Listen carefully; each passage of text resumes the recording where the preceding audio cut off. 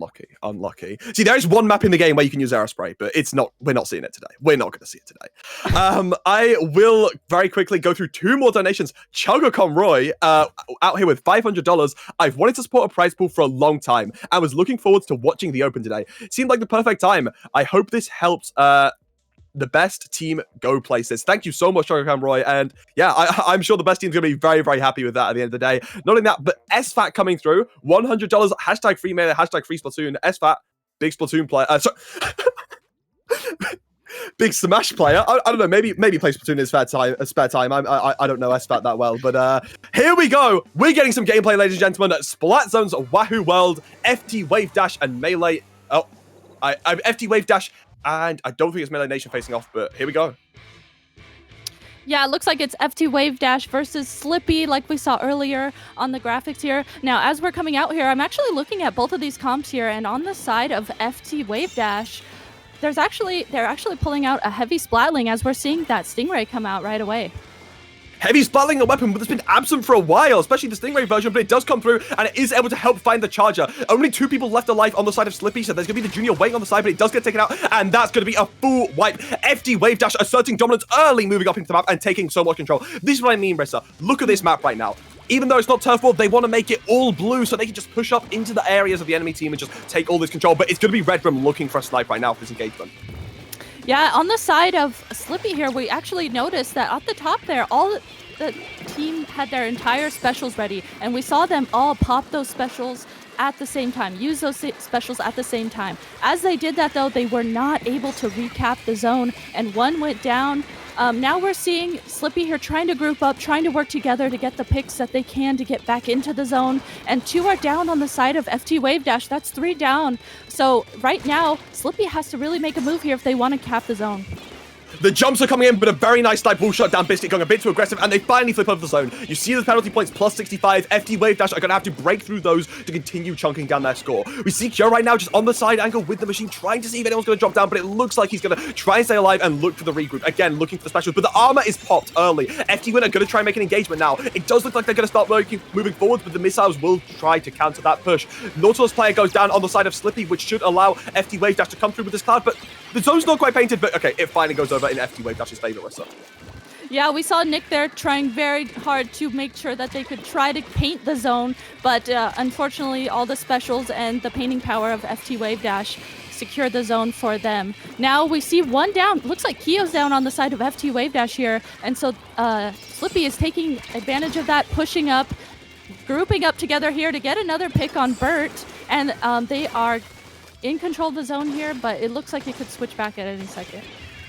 That was a crucial pick onto the Junior player, and it did help out. However, it looks like the CDS going down 2 is going to hurt FTWavedash right now, especially with the lack of control. Kyo and Biscuit being very, very smart there, backing off, waiting for the team, not allowing themselves to go down will be a massive time help later on. Right now, they have their Stingray ready, they have the splashdown, and they're popping the armor and Stingray together. Going to try and be making an engagement with this as everyone is forced back by the Stingray, and it looks like the zone will potentially go over into FTWavedash's favor. Again, you see everyone just trying to paint over everything. The splashdown helps, and finally, FTWavedash secures zone with not a single splat on either side of this engagement yet.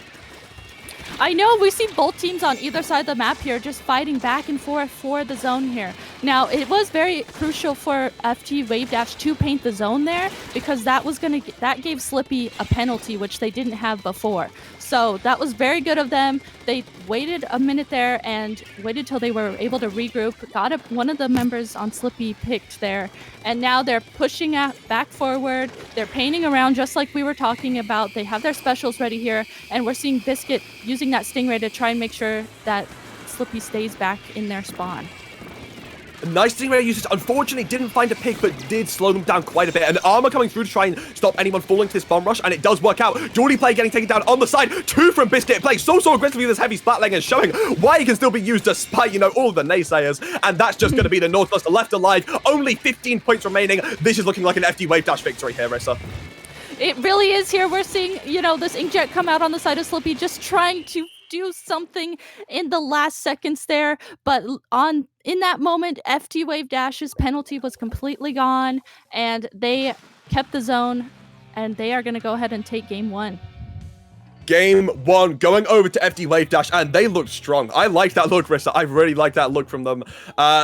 Again, you know, we saw a pretty low scoring game. I feel like Wahoo World, the teams are just kind of playing around the zone, trying to outpaint each other. And I feel like the addition of, you know, the CDS, plus the heavy splatling, plus the junior really helped there.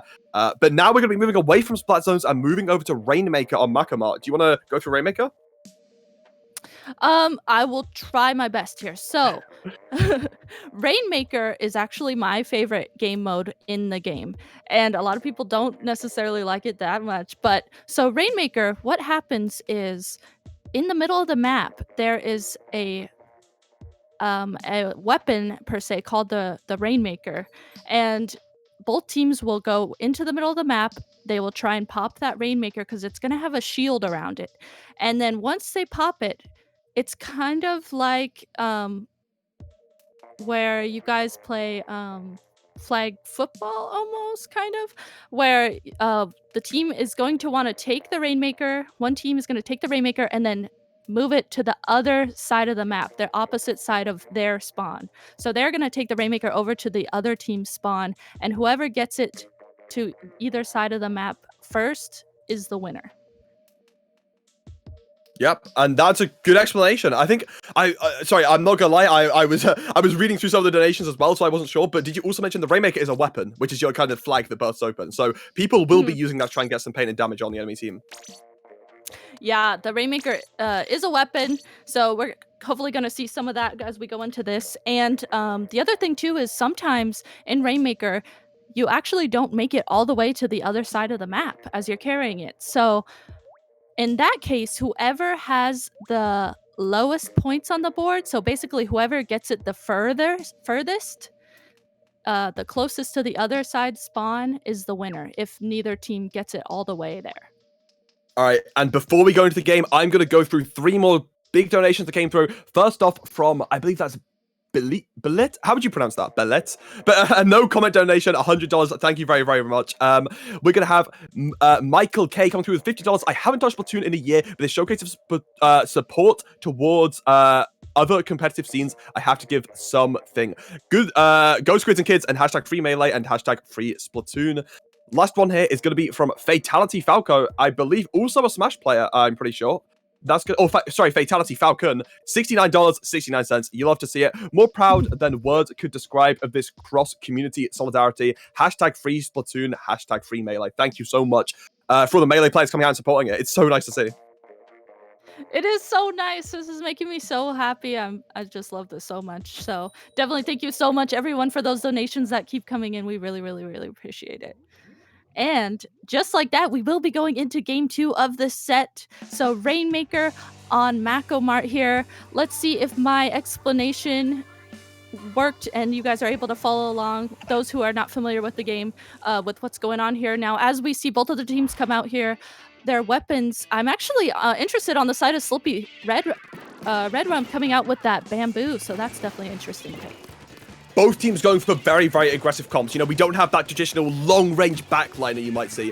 Bamboo's going to be the longest-range weapon on the field. Right now, a lot of green ink on the middle of the map. We see FTWavedash just trying to play slow, but that playing slow has paid out because now they're moving forwards. They find one, but only one. They do actually end up trading it, but it's going to be only 2 people left on mid. Only the Bamboo's the player we were talking about left alive and now going to be backing off. That's going to be FTWin taking control of the first area of mid. Popping armor there, potentially looking for more, but a bit of a waste. No one actually pushing forwards. Oh, no, but it looks like they will be able to find some value with this inkjet. Take another and start moving it forwards. Yeah, Kyo here leading the charge. They're still going to start pushing the Rainmaker forward. And 3 are down on the side of FTWavedash. So it's just Kyo up over there in their spawn as we saw him. He now goes down. So now Slippi here is able to pop the Rainmaker. And they are going to go ahead and start painting around the map. Every single game mode, map control is very important. Every single game mode. So we're going to see these teams working to paint around, get their specials ready. They have the Rainmaker, and they're going to try and get in a position to get some picks on FTWavedash and get a push going. They're definitely going to find these picks, but unfortunately they get picked themselves. Basically coming through the inkjet, and that's going to be 2 people going down. Only the Slosher Deco left alive on the left side of the map, and that's going to be a full wipe. FTWavedash playing dominant today, and they're going to be moving the Rainmaker forwards once again, but this time they're going to want a better push than 70 to secure this game. Yes, they are, and it looks like they are going to do just that, getting the Rainmaker down to 42 there, as we see on the top of the map. So FTWavedash has now 42 points on the board, and they are insecure of the lead still. Looks like Slippi, though, gonna go ahead and pop the Rainmaker, grab the Rainmaker to make sure that FTWavedash can't sneak in and grab it, and start pushing it. There's only Bursty on that Junior up on the side of FTWavedash, so looks like Slippi's gonna try their best to take advantage of this scenario. A lot of staggered spawns going to be coming through from FT Winter. People going down late, but it looks like they're here, ready for the defense set up to spam these bombs. Slippi right now, going a couple down. Looks like there's 3. They're going to be moving forwards, but they don't actually find any sort of push going there. It's only the bucket player left alive once again. They're going to see if they can find an extra pick, though. They might be able to in a really good position here, but missiles popped on them. They're going to be forced back, and they're going to be taken down late. That's going to be FTWavedash now trying to secure mid and start moving forwards once again. But it looks like Slippi are already here to try and, shove them out and keep the control they have. Yeah, Slippi has already tried to meet them in mid. Unfortunate splat there on one of the members of Slippi as they go down. So now, it's just kind of, up to Slippi here to get in a position to be able to stop the Rainmaker. FTWavedash already pushing it back into Slippi's spawn area here. And so looks like they're just trying to move around, keep the Rainmaker from Slippi. And that's a complete wipe on the side of Slippi. It looks like FTWavedash here is going to go ahead and take game 2. I loved how FTWavedash played that game. They took the fight slow, they took what they needed to, and then they just walk in, they take the control. And then when they were going for the pushes, it looks like they were going for pretty aggressive pushes, just kind of walking forwards until they realized they had a great opportunity to, find the wipe, play slow, take it all the way through, and that's what they did. 2 knockouts now from FTWavedash, Rissa. Yeah, 2 knockouts. And I thought it was really interesting on that last match there. FTWavedash, at the end there was going to start pushing the Rainmaker left. And then they opted to, reroute themselves and move the Rainmaker right. And with Rainmaker, it's not like the mode tower control, which we're going to talk about next, where it's a set path. But Rainmaker, you can, move the Rainmaker anywhere, whatever looks best in that moment. Yeah, I couldn't agree more. And moving away from Rainmaker now, it's going to be Tower Control Anchovy Games. And I want to know who on FTWavedash specifically rigged the map list to give themselves Tower Control on Anchovy Games, Rissa. I just want to find out who. Because this is going to be good for them. They are good at these sort of maps. Very aggressive, a mode that works for them so well, works around their playstyle perfectly, and we're going to see that come out. Tower Control being similar to Rainmaker. Imagine a payload type game mode. I don't know if, anyone's ever played something like Overwatch TF2, but imagine a payload type game mode, but the payload is neutral. It sits in the middle of the map, and you want to stand on it, push it into the enemy base. Similar to what we just saw from Rainmaker, but again, it's more like a payload. You want to be standing on that tower to allow it to move, and again, you're going to be able to control the map. I'd say, however, we talk about Splatoon, we talk about how important map control is. Definitely the least important mode for map control. Not saying map control isn't important. That's a lie, obviously, right? But this is the sort of mode where we've seen people play like Charger plus K-Pro plus Machine plus K-Shot. They just ditch really, paint heavy weapons to go for that aggression. Yeah, this is something where you definitely want to keep the aggression up. Specials are the specials that we talked about previously, and you guys have got to see a little bit here. Specials are going to be very important to get through and keep the tower moving forward here.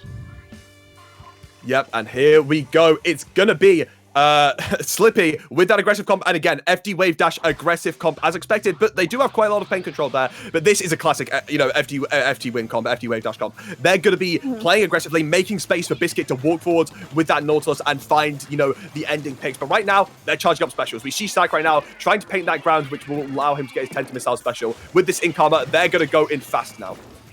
Yeah, we saw Shaq pop those missiles that he was able to get with his Kensa shot, and they also popped armor there, so they are going to go ahead and have the starting push here on the tower control, keeping up aggression here with Biscuit's Inkjet. This is going to be a great starting push here, and tower control has checkpoints. So right now, we see FTWavedash there able to get past the first checkpoint. There's going to be 3 checkpoints that they're going to need to get through in order to win this match.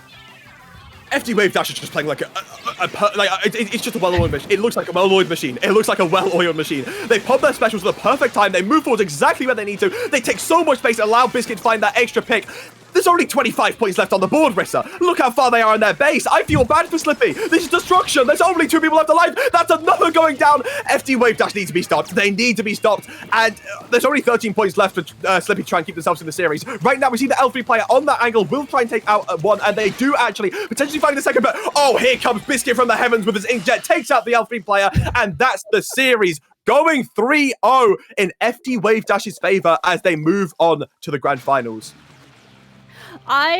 We literally I feel like I just blinked and the match was over. FTWavedash went insane that match. They had such a presence there, and I feel like Biscuit was constantly in an inkjet, so that's something. No, that's a good point, actually. Did we see Biscuit playing Nautilus there, or was it just a perpetual state of inkjet? Because that's what I feel like we were watching personally.